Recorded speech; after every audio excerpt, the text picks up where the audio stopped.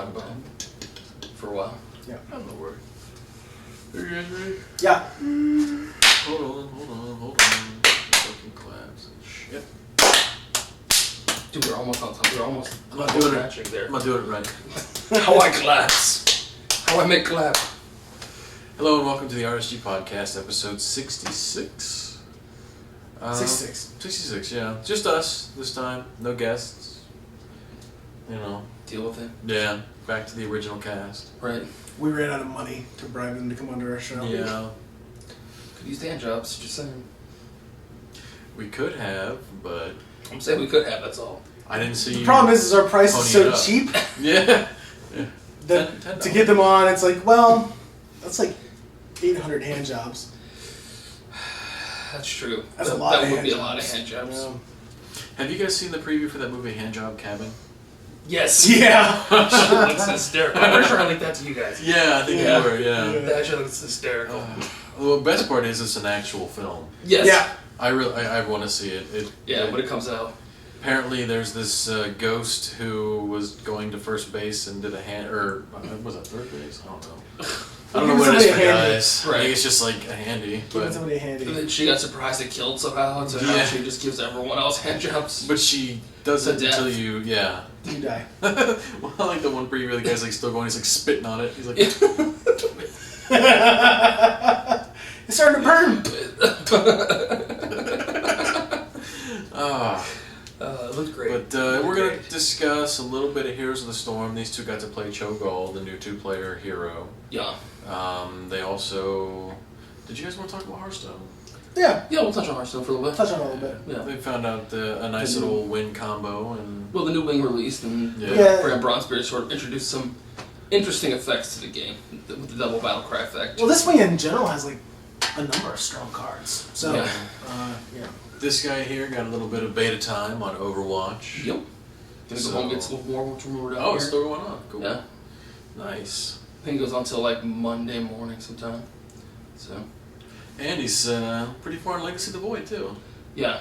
So, But I beat the actual campaign mission, but I haven't beat the epilogue yet. Okay, the Terran epilogue.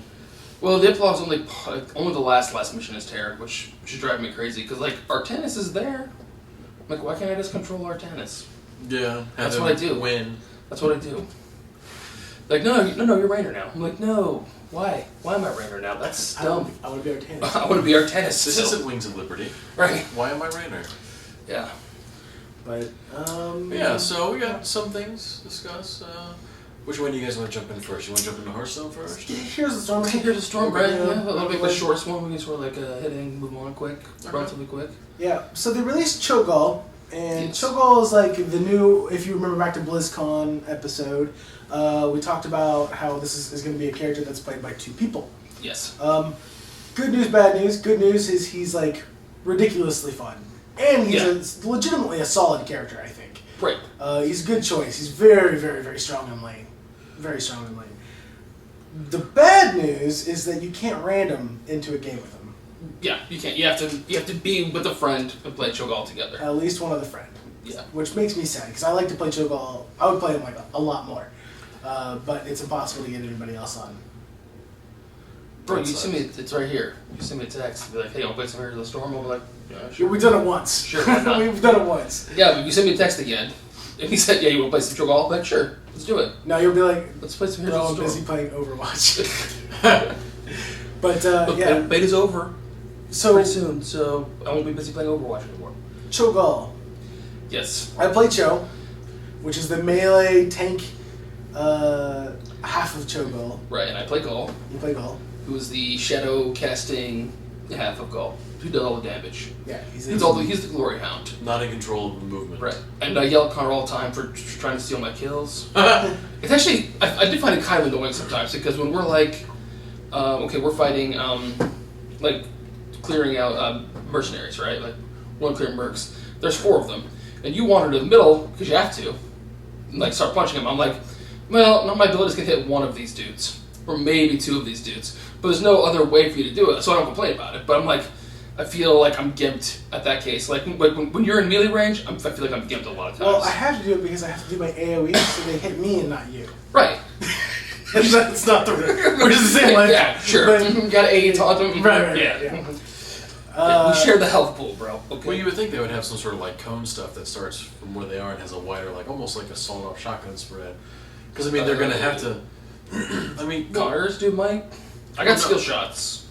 I have like 2 skill shots, one of which like a straight line that goes out a ways, and then one is a bouncy ball.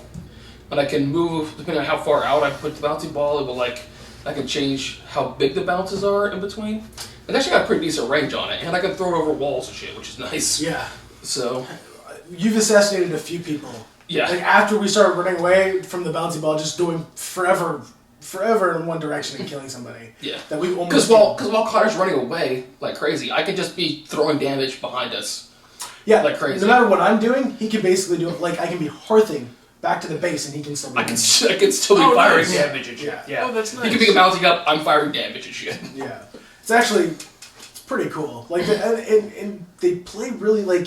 At first, I thought it was going to be a little confusing because there's one ability that Cho has where he throws out a ball, and when he throws it out, he has to have an ability to make it explode. Explode.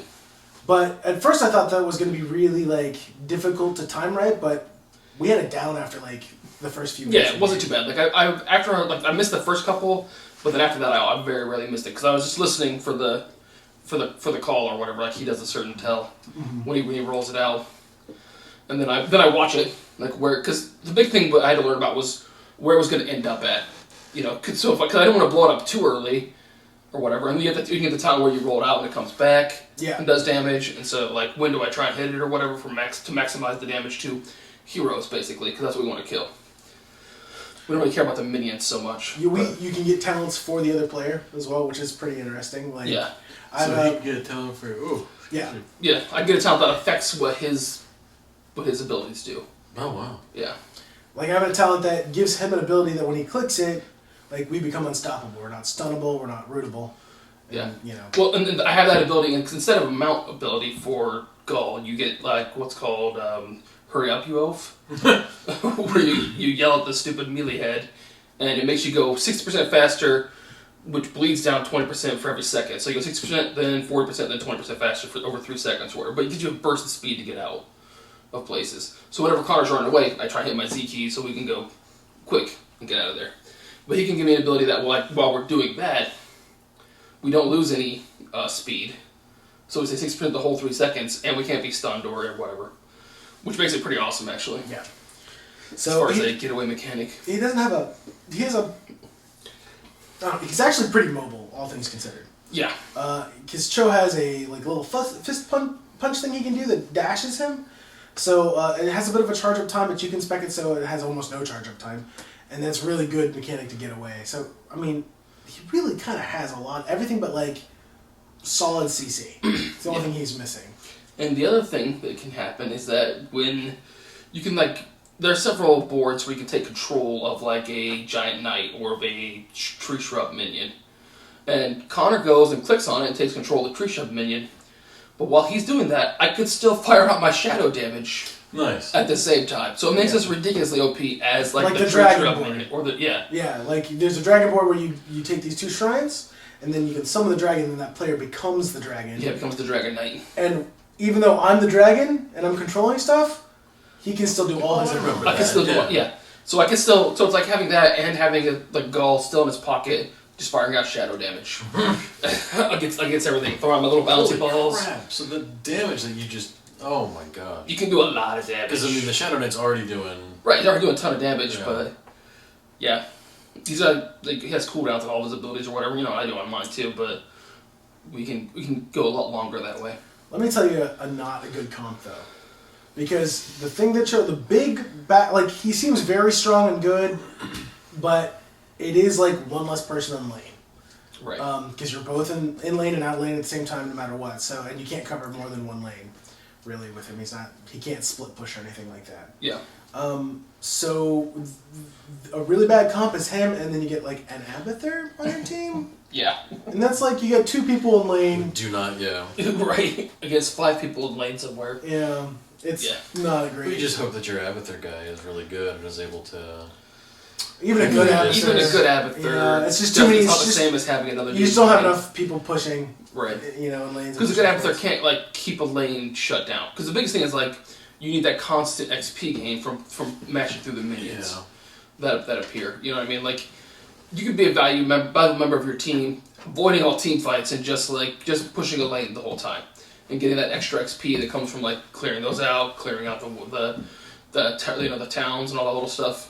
But that only becomes really important. Like that lane clearing is important in the beginning of the game. It's less important at the end of the game, which is the one time that like if Abathur goes pure mind build, he can push lane pretty decently, but not until like nearly level 20, which you know is late game at that point. Yeah, the ultimate for Gull, is I got fire like 20 shadow bolts, like in a line. I can just move my mouse around and direct like where they go. So it's like I have a machine gun shadow bolts essentially. Cool. And the first level version of them only hits the first person in the target, but the second level version hits everyone that it passes through. Nice. And that is really good for annihilating motherfuckers in team fight. It's particularly good with Cho's ultimate, which is he like has a big cone and he sucks everybody to one single point. Yeah. And if you just like shadow bolts on top of them, yeah, it's ridiculous. It's a lot of damage. It hurts bad Have guys. you taken out like pretty much the entire team with Yes. that? Mm-hmm. Yeah. A number of times we've like we're losing a team fight, and then we walk in, pull everybody to us, and he just murders everyone. Just murder. Because I thought that I dropped my bouncy ball help too, and then do my ultimate. So then like that hits him, bouncy ball hits him. Sick. It's sick. It's me. Yeah, so, yeah, really good. I'm actually really, really happy with him. I'm looking forward to some of the next heroes. Lunaris, I think, was one I want to try, because she seems to be a poison-based hero, which seems really interesting to me. What was the poison-based hero in League of Legends, a little mushroom guy that you could... Yeah, Teemo. Teemo. Yeah. Oh, fucking Teemo. The Teemo mushroom build is dead now, but it used to be so strong in the day. Yeah. When it was just like purely AP based. So it was, he was ridiculous. Yeah. Kill somebody from full life just with mushroom damage. Yeah. It's insane. But, yep. Alright. So, that's Heroes of the Storm pretty much. Like I said, give me a call. We'll play again sometime. It's a lot of fun. So, we'll knock some games out or whatever. Or call Sanchez too. Is Sanchez playing Heroes of the Storm? He's played Heroes of the Storm. Sanchez, are you playing Heroes of the Storm? He doesn't listen to this thing. You have to message in the comments. Oh, okay. Yeah. He's like, I don't watch that thing. I'm like, why not? He's like, well, I can get the real thing. I just call you guys up or whatever. I'm like, fuck you. That's not the point, Dave. That's the point, Dave. It's called supporting your friends, Dave. Yeah. Right. Just sit, play, and walk away. We need views, bro. Yeah. Give us a free Watch time. it like 9 times. Right. Just keep clicking Have on it up on like 7 different web browsers. Right. All playing at the same time. I want you to try and get our video views like Justin Bieber's fans get his video views. Maybe Just if we keep make fun of Justin butchering it Bieber on this, people like get angry People get angry. and come and tell us we're stupid. And we're like, thank you for the views. Thank you for the views. Yeah. Appreciate the views. We feel that Justin Bieber is not a good artist. Is that harsh? He has no talent. I think. He is a girl. Bro. Sorry, that's not probes. In a pros. In a probes. So yeah. So then Hearthstone. They Yeah. released a new wing in Hearthstone, and you Explorers League. follow Bran Bronzebeard into everyone's favorite dungeon, Uldaman, to do troggy things in Uldaman. I thought this was really fun. I really like this wing a lot. Like the bosses for this wing were, I think, pretty interesting. The second one, I thought I liked more than I did, but after playing it a few times, I realized it's just pure RNG. Yeah. The second one's pretty RNG. Yeah. It's pretty RNG. It's an interesting concept, and I applaud them for doing like different things, like throwing in these like different sorts of scenarios that still use the same basic draw card, play card mechanics that they have in the game or whatever. And I applaud them for using like the running away one that they did last time in the first swing with Reno Jackson. That one and this was minecart more run. fun. I agree. That one's way more fun. Yeah, but well, I would have liked to see more RNG with that one. Like rather than the same exact run through the caves or whatever every time, I would love to see it switch up some. Like at least switch the order up maybe, or have him get different monsters at different times or whatever. Because it's relatively easy for you to, like, after you play it through a couple of times, to predictably know, like, what you, like, okay, I gotta save some of these spells because I know coming up I'm gonna need to be able to do this and this and that. Right. So. Well, the first boss in Uldaman was, I can't remember. Scarvash. He's a Trog. Yeah, he's a Trog. And his ability is he call, at least his normal, I actually haven't played the heroic version of him, but the normal version of him, he had his heroic ability, or his hero ability, all your creatures cost 2. And when he uses it, it flips, and then all your spells cost 2. Yeah, I think it goes up to 3 in heroic mode, but don't quote me on that for sure. I thought I tried it once and was like, fuck this. I'm over it. I like that one. I thought that was pretty interesting, and it caused you, even though you could come at it with just about any deck, it does cause you to think. You can't just play cards out and be like, I have actually no idea what he does because I killed him so fast. That's not going to happen with this guy. So. Yeah. I like that. So, yeah, the first boss is interesting. And then the second boss is the minecart run. Yeah. Where you basically get it. You don't play with any of your decks. You play with the minecart deck. You have 2 mana, and you can cast 2 spells a turn, because all your spells pretty much cost 1 mana. And so you get a variety of, like, you play the 3/6 Trogs when you're fighting against? You're playing your 2/6 Trogs, 4/6 Trogs, 6/6 Golems. There are 6/6 Golems? Yeah, that's what makes that hard. I never bought any 6/6 Golems. Well, that's the reason why that's actually, because I've actually done heroic. There doesn't seem to be any change whatsoever. Right. But the way it works is his hero power summons like 2 to 3 minions. I think it's 1 to 3 in regular, and I think 2 to 3 in heroic. That are like, they're either 2/6s, 4/6s, or 6/6s. Right. And you get your starting hand of like 1 mana cards. They can be anything from deal 3 damage to everything, to deal 10 damage to one thing, draw cards, a number of different like effects. Or different minions that are 3/6 or 3/3s. Some that have taunt that can't attack and stuff like that. So the whole thing kind of like revolves around the thought of like 3 damage happening, and all his dudes having at least like.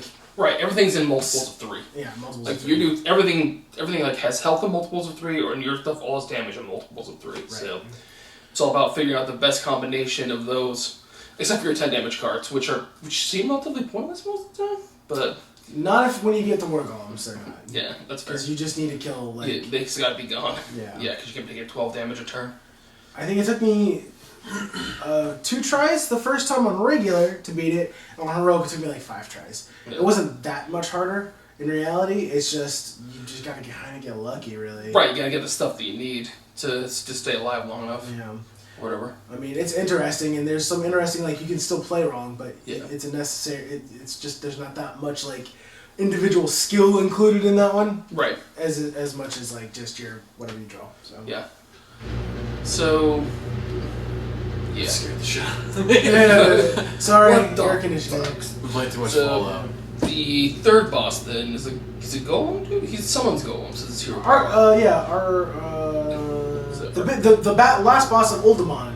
Right, it's the big golem dude. Yeah, I can't remember his name. And he summons a bunch of Arcanus. Yeah, he summons a bunch of 0/2 golem. Every time he uses hero power, puts a 0/2 golem on your side and a 0/2 golem on his side. No fun. Yeah, and so you're supposed to like try and build a deck around being able to use those 0/2 golems effectively, right? Like Druid's pretty good because you can like Savage Roar. Now they're all 2/2 golems. You can run them all into him at the same time, get extra damage out of them. He's got a couple like shatter spells that blow up the golems on your side and do damage to one of your creatures based on that or whatever. It's like 1 per golem though. Right, it's like 1 per golem. It's pretty pointless overall. I'm like, I don't care about that. It's just a little extra. Right, he was pretty easy I thought overall. I beat him with Dragon Priest the first time, and he just cluttered my board up some. But other than that, I had no problem just dealing with this shit. Yeah, he was pretty easy. Can we actually pull up some of the cards that came out of the second? Because I don't remember all of them. Let's just jump right into, I guess. Well, let's take a look at these cards first. Because I don't want to jump into Brain. When you finish all the, you might as well start with Brain, right? Well, we'll leave Brain for last. All right. But yeah.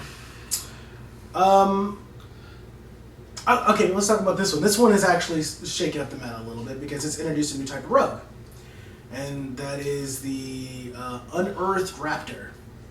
Yeah, it's Unearthed Raptor. That card's actually really, really strong, I think, and really good. And it's Yeah. created a new type of rogue deck that I think is legit, like completely legitimate.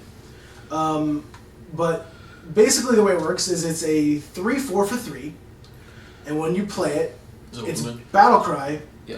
Yeah. It's Battlecry copies another creature's death rattle. Yes. This is insanely strong with like a That's certain what I rogue, was kind of saying. rogue setup.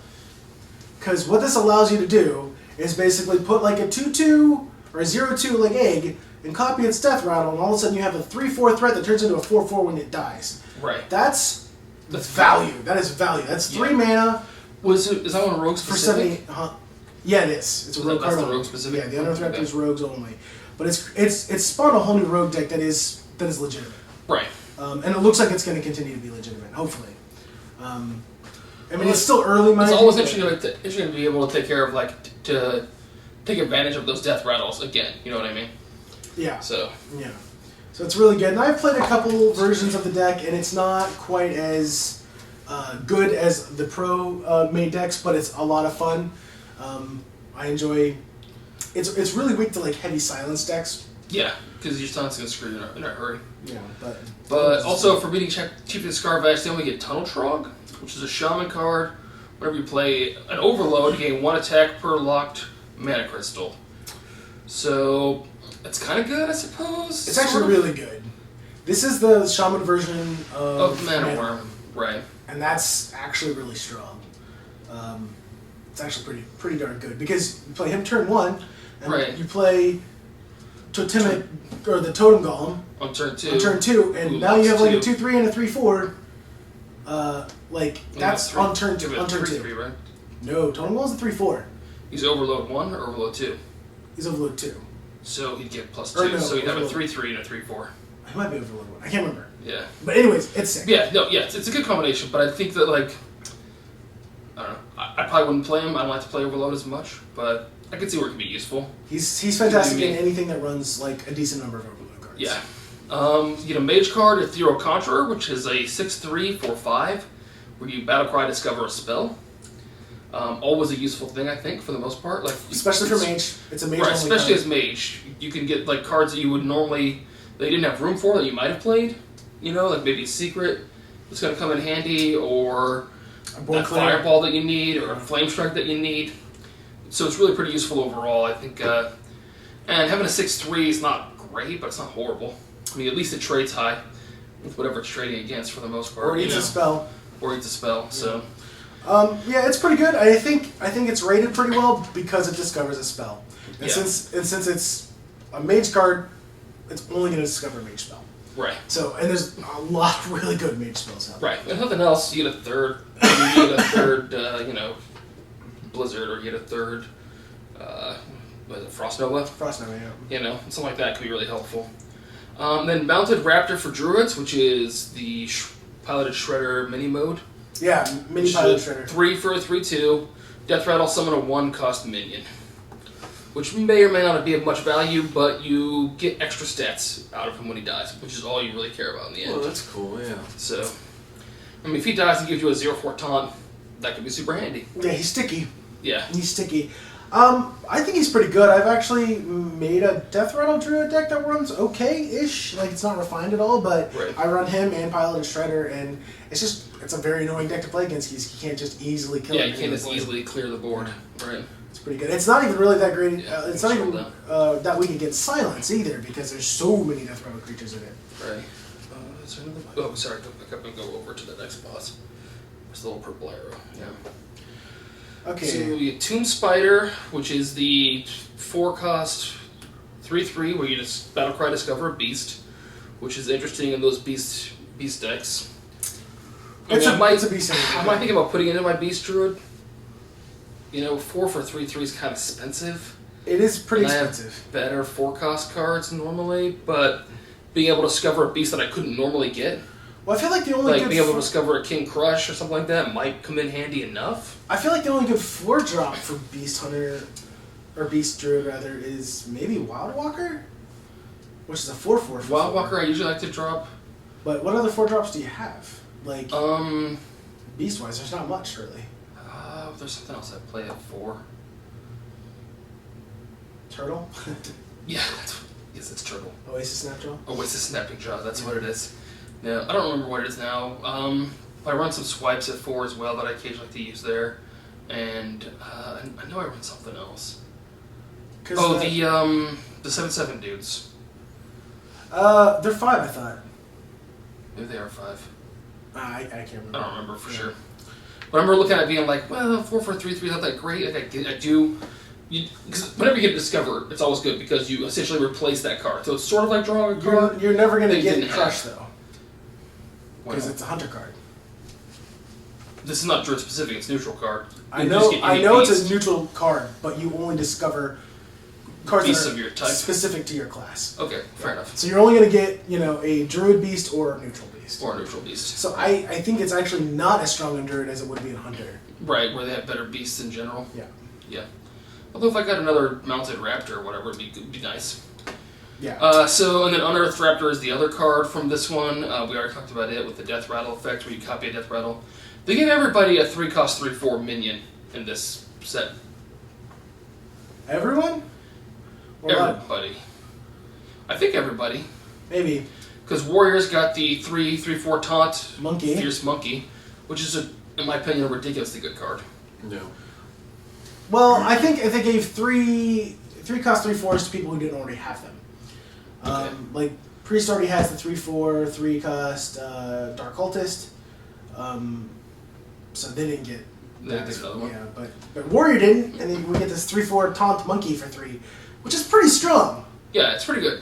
This is a pretty strong card. The problem I'm having, like, this card might bring Bolster into play now because they've been trying really hard to shove Bolster down our throats. Right, but the problem is keeping top minions on the board. Keeping minions in general on the board is already hard enough. Right. But if you force your opponent to attack them, it's almost impossible to keep top minions on the board for more than a turn or 2 at best. Right. So you have to be able to drop them out and drop Bolster on the same turn. There's not enough, like, cheap taunts out there. Good taunters that are cheap, that are worth Bolster. Because you don't want to hold on to taunts. Right, Like, right. It's generally not the type of card you hold on to. It's the kind of card you go, okay, hit this first, not my face. Right, so... You know. Yeah, it'll be interesting. We also got Reliquary Seeker for Warlock, which is a 1-cost 1/1. With the Battle Cry, if you have 6 other minions, gain +4/+4. It's not good. It's not good. Well, because... All I'm saying is that Gormok the Impaler is a 4/4 for 4 that does 4 if you have 4 4 other minions. minions. It's Yeah. 4-4-4-4-4. Yeah, it's a lot of 4s in that one. Yeah. But it never gets and played. he's It's generally considered to be shit. Because most people don't... Okay, 4 minions opens you up to mind control tech. So somebody can play a mind control tech and steal one of your minions. So a lot of people won't even put a 4th minion out sometimes, just for fear that your opponent might have mind control tech and take one of your dudes. So having this many minions out is going to be relatively unlikely. I mean, as Warlock you have like Implosion and the Imp Gang Boss who can maybe generate you some additional units like that. But you'd have to have a token-based deck where you don't mind getting your board cleared. right, Because they're just tokens. yeah, But that's rough. yeah. That's I hard to set don't. up. I don't see it being good in any way, shape, or form. It's not going to be good. Or It's ever not going to get any played. time ever. Like not even in arena. I wouldn't even pick this card in arena. No, me either. And then you also get Keeper of Oldemon, which is a 4-cost 3/4 for Paladins with a battle cry set of minions attack and health to 3. This card's fantastic. Yeah. This card is really strong. You can make anything a 3/3, which it can then kill. Yeah, this That's card is alive. really, really strong. Yeah. They have a little bit more attack than, let's say, the Elder Peacekeeper. Right. But you also switch their health to To 3. 3. That's the So key. that's important. That is the key. That is important. Yeah, this card is really, really good. And I Yeah, think well, it's good offensively or defensively. Like Yeah. maybe they dropped out an 8/8. Maybe they dropped Nefarian last turn, and this turn you can drop this and make it a 3/3. Maybe they dropped an 8/8 Now taunt. is it? Yeah, when they picked up an 8/8 taunt tree, now it's a 3/3 taunt or whatever. Or maybe you just need 2 extra damage this turn. You can drop this down, make one of your 1/1 dudes a 3/3 dude, and do that 2 extra Yeah, because damage. you can do it to your own guys as well. Yeah. So, So this card has a just a ton of versatility, and its versatility is very strong. yeah, that's what Paladins needed was some more versatility and some more strength, some more value. What they really needed was more value. Yeah, it's a little sad. That being said, though, I'm not seeing that much in the way of Paladin on the ladder. I'm seeing a lot of really cool experimental decks, some that are really, really good. Right. So, but let's go on to the next one here. That's all of them, I think. Just the boss cards then, or the class cards? Yeah, class cards then. Defeat all bosses and earn these ones. Yeah. Yeah, let's talk about Excavated Evil. Yeah, so you also get Excavated Evil, which is a priest card for 5 mana. Deal 3 damage to all minions, and shuffle this card into your opponent's deck. This is a pretty meh card. Unfortunately, because the problem is that it's only going to get played in very specific control priest setups. Right. And even in that case, it's expensive. 5 mana for 3 damage. That also deals damage to your minions. Like, often, as a control priest, you're not going to have that many minions out that you care that much about. But it's going to happen occasionally, and it's going to make this hard to play this card in those cases. And on top of that, it's very, very expensive. And then you're giving it to them, which is going to be great against, like, an aggro deck. But against control, it's basically a deck draw. Yeah. It's not good. Yeah. I mean, it does interrupt their draw, so maybe they get something, that they don't necessarily want. But in any kind of control-to-control matchup, a lot of those games go to fatigue. Yep. And this card does not help you in that case. Nope. Because you give your opponent 1 extra card to draw. Yeah. So I think this card's pretty meh. I don't really like it. I mean, if it was like 3 less mana, I would think, or even 1 less mana, I think it'd be pretty good. Yeah, 4 wouldn't be too bad. But at 5 mana, it's just too much. It's just too much mana. Yeah.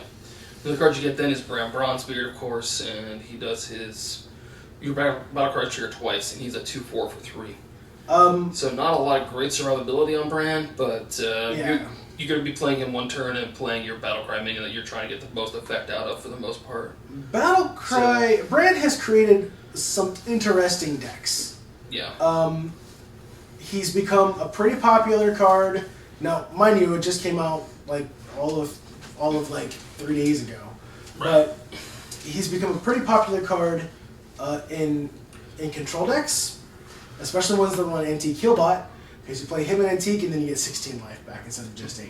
Right. Very, very strong. Yeah. So there are a lot of people who are setting up like Battlecry cards they already played. They're finding they can just take this guy out and throw in Brand. If you draw him in conjunction with the Battlecry card you were already playing, fantastic. But if you don't draw him without conjunction, then it's not that big a loss one way or the other. Mm-hmm. So I think he's going to work his way into a lot of decks. I think so too.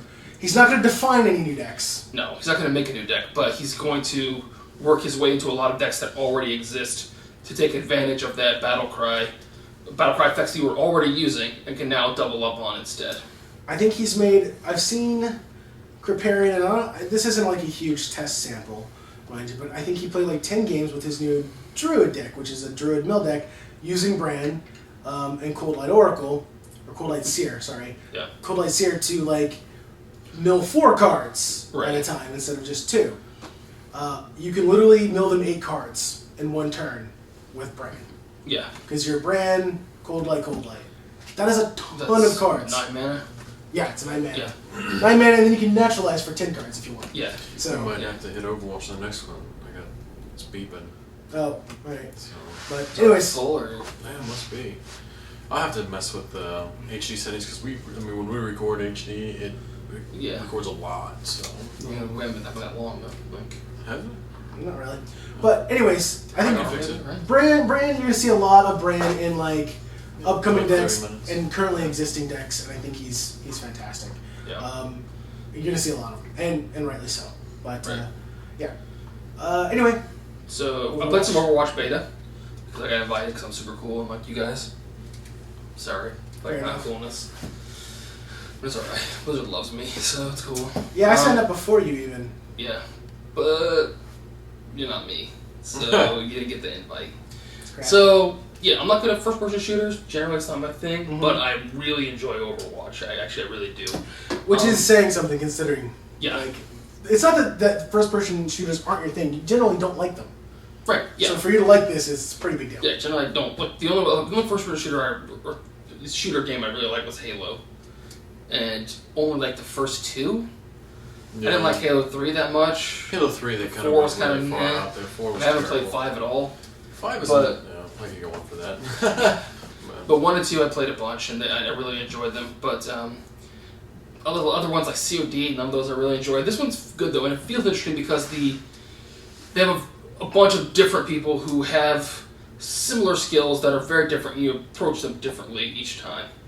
You know what I mean? I play a lot of Reaper, who is the teleporting. He's like a undead sort of dude, I guess. He's a gunslinger, basically, right? Well, he carries two sawed-off shotguns. Nice. And you have your left shift does everyone has a left shift ability, like an E ability, a R ability sometimes. No, it's not R. Q is your ultimate usually, and then you have one other ability, but his E ability is a teleport. And you can go really far. Now you do telegraph it because where you end up setting it at, there's like red smoky stuff appears, and people can know you're about to appear right there. Okay. But you can set it for like pretty much as far as you can see. That's kind of awesome. So you can teleport really far. Now it does have like a roughly 3-second build up. So you activate the ability, pick where you want to have it at, because you can activate it and move around and stuff with it still out there while you're placing it. And then you activate it, and you cross your arms over your chest or whatever, and then you, like 3 seconds later, you disappear and you go over there. And so he's really good at like getting behind people who have shields and stuff like that, and then just murdering them with his giant shotguns that he carries. That's awesome. Yeah. And then his ultimate is Death Blossom, where he just starts yelling "die, die, die" over and over again, and puts his arms out, fires his shotguns just over and over again. He gun caught his. He gun caught his swoop shotgun style. Yeah, it's pretty awesome. But his left shift key is when he's holding 76, your left shift key is a sprint. You hold it and you sprint. His left shift ability makes him intangible. You sort of go like into the other, like back into the death realm or whatever for a little while. Okay. So you have like 6 seconds of like increased speed and invulnerability to damage, which is really useful when someone's got the jump on you or whatever. And you can just dash out with it and get away. Dash into the middle of a group. Or you can dash in the middle of a group and then gun kata and kill 5 people at once. Which I have done more than once. Yeah, so it's pretty cool. All the missions are objective based. Okay, cool. So there's no just like... And we're back. A little bit of technical difficulties there. Mainly because I forgot to clear the SD card again. But what are you going to do? Leave comments about Ryan's ability to clear the SD card. Yeah, so I will be getting a new one. Taking new applications for a new technical director.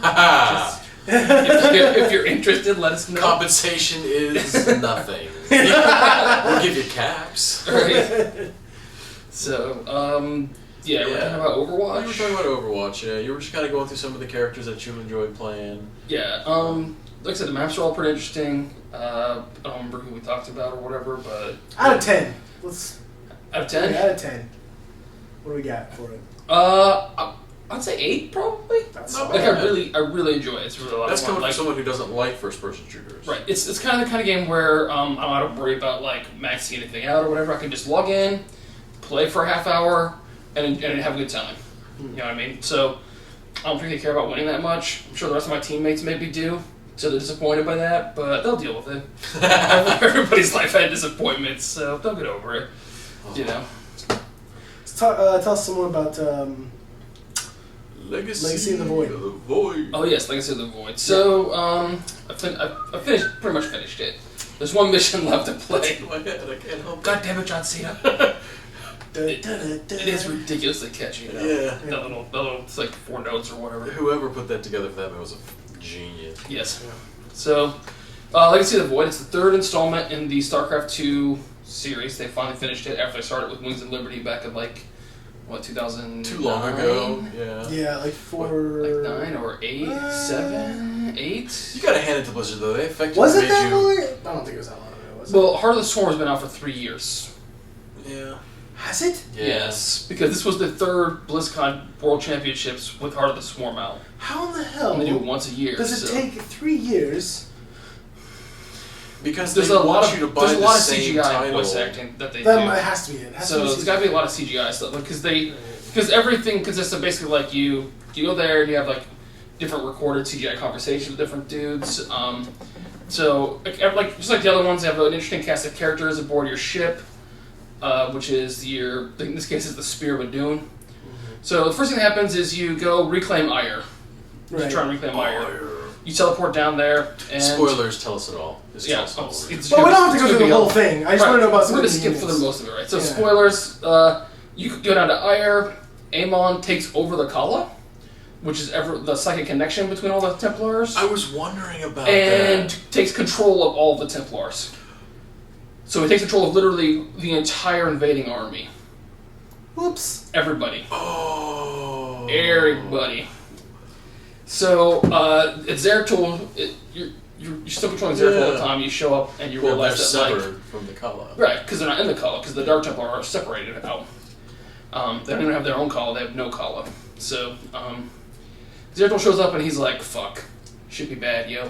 So, you find Artanis, and he's being controlled by Amon or whatever. So, they have like an epic cutscene fight where the two of them fight, and they end up like dashing at each other with that, in that classic style where like, Artanis like cuts Zeratul and kills him, but Zeratul cuts off his collar braid. It's like they killed Zeratul? They killed Zeratul. Artanis killed Zeratul at the end of like mission 1. Zeratul is dead at the end of mission 1. Gone. No more Zeratul. He's out. Yeah. Spoilers. BT dubs. Zeratul I'm not gets okay killed with that. by Artanis. Zeratul walks in the fucking... Like, he walks in the middle of everything, fights the Queen of... Nope. Zeratul's a bad mother, He but... sacrificed himself to save Artanis, man. He could have... He could have blocked. He could have did some ninja shit. Artanis and was... blocked and then... Artanis is a badass motherfucker. I get it, but Zeratul's better. Yes. I had... Right. Well, was. Obviously, obviously that's true considering who's dead and who's alive. Right. He was controlled by Amon, so it was Amon. Right. So Artanis realizes he was controlled by Amon. He feels bad about it, so he takes Zeratul's blade and promises to finish Zeratul's quest for him. So he goes then through the rest of the game like green blade, like Zeratul's green blade on one hand and his blue blade on the other hand or whatever. That's kind of cool. And then you Jedi colors, just saying. right, and you then go through. You see another cutscene with Artanis like mowing through other Templars, just cutting off their nerve cords left and right, and all this stuff. And you come across a builder class dude because the Templars, the Protoss are separated out into castes. You have your Templar caste and your builder class, basically, engineers. And so there's one engineer there who joins your team named Karax, and he's one of the characters on your team. He's super cool, actually. He attaches Buck arms to his nerve cords after he gets severed, so he has extra like arms and shit. He's like Buck cool. style. Yeah. He's pretty awesome. I want to play. And then you go. I gotta be the Yeah. base game myself. I gotta buy the game too. You go and save. So afterwards, you can either go play out your missions, right? You always have a choice: go to A or go to B, and then you play through. You play A and you play B, or play B and you play A, whatever order you want to play, and then you go to the next set of missions. And of course, this game's all about the uniting of the Protoss people as a race because they've been splintered up, right? You have the Tal'Darim separated out. They're the red Protoss guys who have been evil since Wings of Liberty. We've been fighting them since Wings of Liberty. Yeah. They're Tal'Darim, they're evil. Then you have the Dark Templars, who reunite with the Protoss, finally for real, because there's been a peace between them that Artanis and Tassadar sort of forced down everyone's throat in StarCraft 1, where they're like, no, shut the fuck up, deal. We need the Dark Templar for these things. Everybody's Dark Templar. Right. But no, everybody's Dark Templar. So, you resurrect a Preserver on your ship, who's one of your characters, she's her name's Rohana, and she is a history keeper for the Protoss. It's her job to remember everything, and she doesn't want to get separated from the Kala. So you imprison her on your ship, and occasionally Amon takes her over and spouts meaningless threats at you. But in the end, she finally cuts off her cords and becomes one with the new future. Because the whole thing is about how Artanis is guys, look, shit's bad. We gotta all get together, be one Protoss race. So they get rid of the caste system. They say you're no longer if you're born an engineer, you're stuck an engineer, you can now be a warrior if you want to be, or whatever. So they get rid of communism. They get rid of communism. Sounds like Ire got freedom. Ire got freedom all over this bitch. Ire's all freedom! So you collect up the Tal'Darim, you find the purifiers that they have locked away which are sort of like electronic Templar, because they're supposedly like, it's part of the Dragoon program that they've had from the original one. And the first Purifier that you find is Phoenix. So Phoenix is back. Your boy Phoenix is back. So, yeah, no one's ever really dead in these series. They're gonna bring Zeratul back as but he's not really Phoenix. He's literally like a program copy of Phoenix. So he has Phoenix's memories up to the point when he got put into the Dragoon, and he has no more memories after that. Also, he doesn't remember any of the other He doesn't remember like fighting the Queen of Blades, or like where he died at. When he died after being reborn in the Dragoon or whatever. So when he first shows up, he's like this badass robot thing, and someone's like, "Should we tell him that he's really dead? He's a copy?" And they're like, "No, he will fucking go crazy and kill shit. You do not tell him that. Let him find out on his own. Don't tell him. When he says he's Phoenix, you just say yes, you're Phoenix. You agree with him." And so everyone just sort of like baby bits him for a little while, like, "No, yeah, you're Phoenix." And then he's like, "I was reading the archives. I don't think I'm really Phoenix. Because there's stories about me that I don't remember." And they're like, "Yeah, turns out you're not really Phoenix." About that. But, so, and as a result, so you have 4 different factions of Protoss. You have your Ire, your Dark Templar, your Narazine, the Tal'Darim, and the Purifiers. So, for your unit upgrades, you get to pick one of the 3 factions for each of the units. They don't all have the same 3 combinations, but Purifiers are generally focused on like defensive type things, or like bringing your people back to life. The Tal'Darim are focused on pure offensive abilities. The Narazim are all focused on like so stealthy. They actually get the Tal'Darim back. The Tal'Darim join. Yeah, John Delancey plays Malarak, who is the leader of the Tal'Darim, and he's actually fantastic. He's very sort of cute-like, because he does that like arrogant smugness. Well, yeah. So well that John Delancey does. He does it so well. And you actually end up helping them. One of the missions is you have to help him complete the ritual to kill the current leader of Tal'Darim, and then he becomes a leader and they join forces with you because he's angry at Amon, because Amon's been promising the Tal'Darim all along that he will make them into hybrids and make them super badass, but he can't do that. That's right. And Malarak finds out, and he's like, fuck Amon. If you'll help me kill Amon, I'll team up with you. And so by the end, you sort of unite all the Protoss races or whatever, and you go fight Amon. It's super cool. The last battle is actually really fun. Like it's a last stand battle. They like to do that for the last battles for all. Which are always fun. Just, survive. So you get but all the other parts are super cool. The last battle, and what I like about it is that you can always change. Like with the Zerg, you were stuck. Once you evolved your Zerglings into like jumpy Zerglings, you couldn't go back and do the other one instead, right? But with the Protoss, you could always go back up to your War Council and change them around. So let's say you didn't want to have your Whirlwindy Zealots, you wanted to have instant res Zealots instead.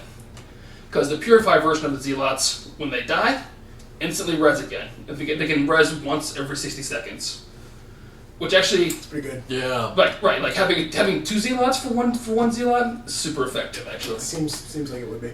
Yeah, and the Spear of Adun is super badass. The abilities they give you there are better than any of the other abilities. Because, like, before, with, like, the Battle Cruiser, I don't remember what it's called, Hyperion? Yeah, Hyperion, yeah. And Wings of Liberty and the Zerg Swarm Ship, you didn't really interact with their ship at all. In this one, the ship is a constant interaction in all of your battles. You get, like, a menu across the top of your screen. You have, like, 2 or 3 passive abilities, and then 4 active abilities you can activate. And your Spear of Adun charge up to 200 total energy. So it slowly builds up all the time. And then for different amounts of energy, you can activate different abilities that will do things. One of them, you can drop like 3 time stasis fields down. Oh, wow. And they're pretty big. You could like lock bitches down. Yeah. Like, so they roll into you, like, let's say you don't have any defenses at your base or whatever, some siege tank from the Mobius Corps rolled up and destroyed all your cannons, and now people are invading your base. Lock them down. You have like 20 seconds to run units back there and kill them. Or you roll up against a bunch of people who are mean. You can just lock them down and run away, or lock them down and kill them while they're locked down. It's great for like battle cruisers, capital ships, dealing with anything like that sort of thing. Just lock them down. And it costs like 50 energy, recharges every 45 seconds. It's pretty good. You can use that shit all the time. They have a deploy reinforcements, which will allow you to drop a pylon anywhere where you have line of sight. Also drops in 2 Zealots and 2 Stalkers. Right? That is super sick. So you can just drop. It's so great. because it works perfectly with the Protoss theory, where you just go in, you finish a battle, drop in your reinforcements, you get 2 free Zealots, 2 free Stalkers, and then you can warp gate in, fill up the rest of that area with more Zealots and Stalkers, continue on about your way. It's so nice. It's ridiculously it makes the game so much easier. So you don't have to drag a probe out and build a pylon somewhere in the staging area or whatever. You can just drop new ones in, and you don't have to pay for that probe, or you don't have to pay for that pylon. So did it cost no crystals? It costs no minerals, and to make the units that you drop, it costs nothing either. It costs 75 energy from the Spear of Adun. You can do it once a minute. So still bumming about Zeratul. I was too for a long time, but one of the other abilities is when you get powered up like ultimate at the end, there's one ability called Time Stop that literally stops all enemies on the board for 20 seconds. Whoa, 20 seconds. All enemies on the board are stopped from doing anything. Any building, any moving, anything for 20 seconds. Oh, that's when you just swarm. Right, you just run ahead and just murder people while it's going on. So, they also have an ability that you can activate, gives you everybody 200% shields. Everyone, all your buildings, all of your units, everywhere on the map, plus 200% shields. It's you get the ability. You want to know one of the hundreds of reasons why I suck at this game? What? Because they're you should be building this, you should be building Zealots and get them charged, and you should have this or this or this or this Stalkers. And I'm like, carriers, man. I just want carriers. All day carriers. No, carriers are the way. I want carriers. That's how I win the game. Because once you get the carrier, you get the purified version of carriers. Mm-hmm. No, the purified version of carriers is the Tempest. The iron version of carrier has 2 repair drones. So I run 3, maybe 4 carriers, 3 or 4 Void Rays, and I use the iron version of the Void Rays too, which the longer they use their Void Ray, the further range they get, and the more damage they do. Oh, Jesus. So you can just park them outside and kill people on the outside, and then you can start killing cannons and other things that shoot air things while they're not in range to shoot you back. Wow. So they're super powerful that way. But the repair drone carriers from IR version of carriers have 2 repair drones that will repair mechanical units. So I run that. I run the Tal'Darim version of the Colossus. Not Colossus. I run the IR version of Colossus too, because it puts a ground fire down where it fires at, and anything running through there takes damage. It's fucking great for Zerg. Oh yeah. Because the next wave of Zerglings coming through are taking more damage. Who are you fighting mostly? It's a mix, and most of the time it's a mix every battle. Because the Amon forces, once you get to the Amon, where you're fighting basically just Amon all the time, he mixes a combination of Terran, Zerg, and Protoss. So how did he get a hold of the Terrans, though? Does he have a mercenary group or something working The with him? Mobius Corps from Heart of the Swarm. Uh-huh. And from Wings of Liberty. So there's a faction of humans that are helping Amon build the hybrids. Yeah, that's right. Okay. Yeah, I always thought they were, infested, Samir was an infested ghost. But he's infested by Amon and Zerg. He's a hybrid? Well, you find him at the end of Brood War. He's part of your mission in Brood War. He helps you out a little bit. Then he disappears. Yeah. And then if you do something, I thought he was Overmind infested though. I don't. Well, he was building the hybrids because at the end of Brood War, when you do a certain mission, you find a certain thing. It unlocks Zeratul's solo mission. Right. And you go around and you find Zeratul finds the first hybrid tanks, and he comes across Samir, and Samir's talking about it. He may be Overmind, but he's controlled by Amon. Okay, yeah, so that might be, he might be part of the initial Mobius Corps people or whatever. Could be, yeah. But there's a faction of humans called Mobius Corps that are always red, and they have sided with Amon. Okay.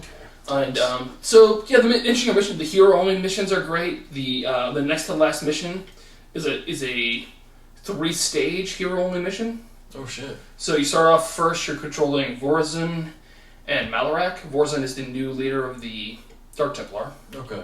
She's the leader of the Dark Templar. And so she has some abilities, and she and Malarak go back and forth. Yeah.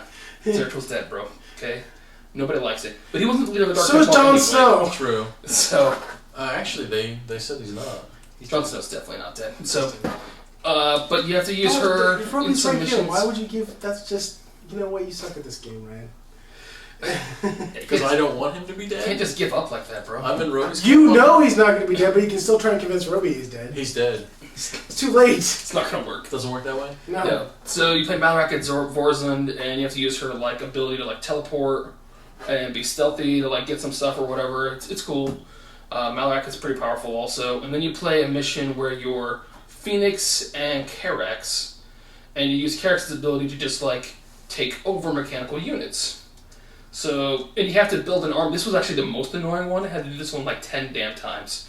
Because I know those missions. because you would take over people, right? And then you have to build an army that's 60 supply strong.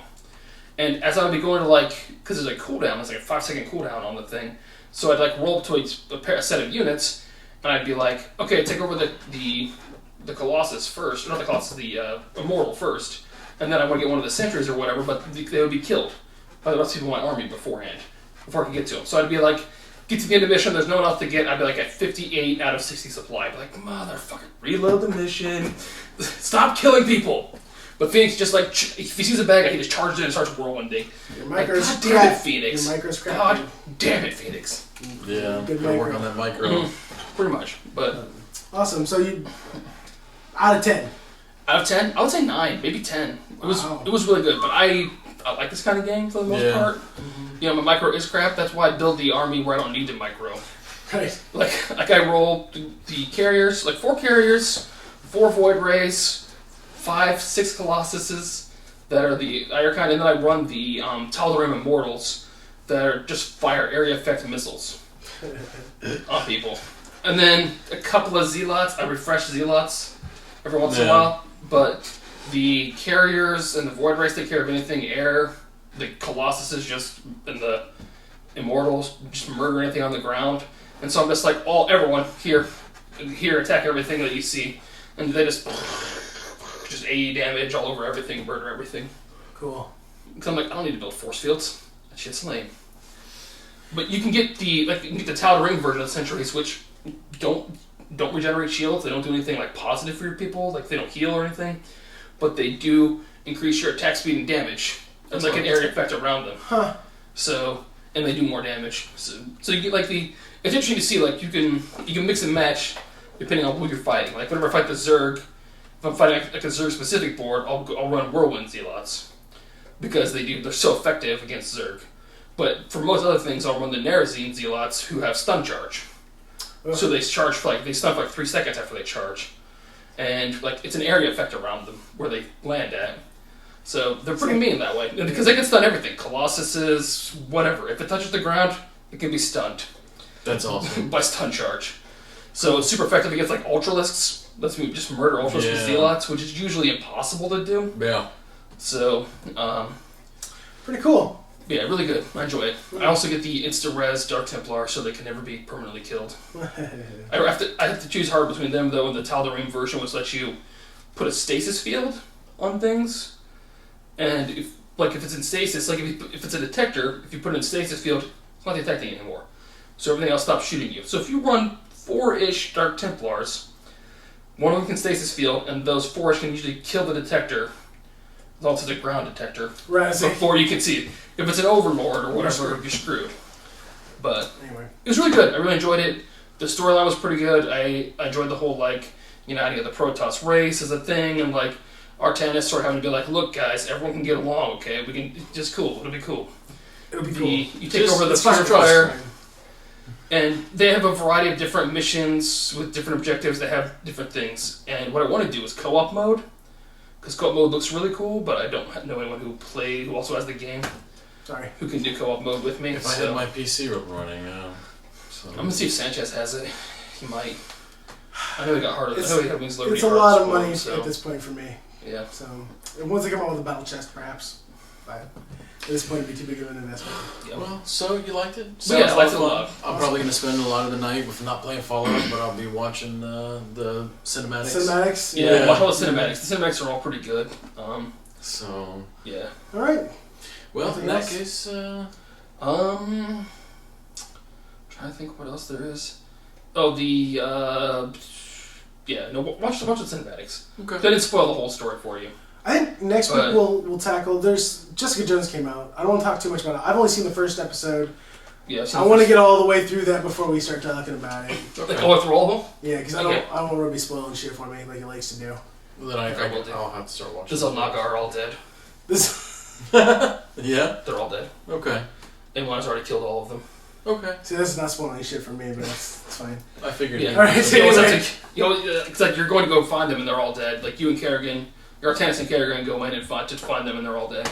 It's one of the hero missions. Yay. And they're like, shit, we're gonna lose. And Artanis is like, nah, fuck it. We'll still aim on ourselves. So.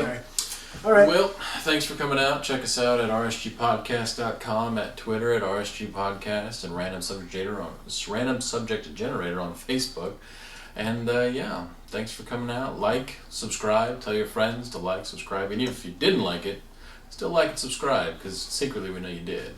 Or thumbs down and subscribe. Yeah. Thumbs down for us equals dislike and thumbs. subscribe. Yeah. Dislike and subscribe. All right. Bye. Bye. So I get paid the same regardless, so... Which is nothing. Right.